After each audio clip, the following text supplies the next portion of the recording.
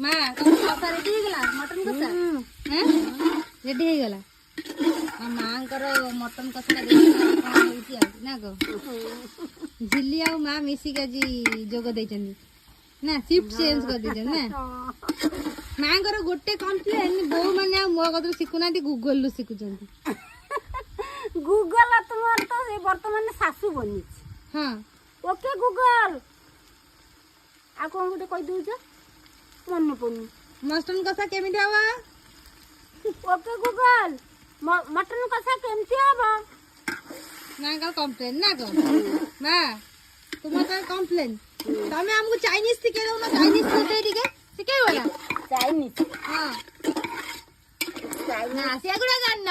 ଜାଣିନି ତମେ ଖାଲି ଦେଶୀ ଖାଦ୍ୟ ଶିଖେଇବ ସେଇଥିପାଇଁ ଆମେ ଗୁଗଲ କୁ ପଚାରୁଛୁ ଟିକେ ଆମକୁ ଚାଇନିଜ ଟିକେ ବାହାର ଖାଦ୍ୟ ଶିଖେଇବ ଆମକୁ ହେଲା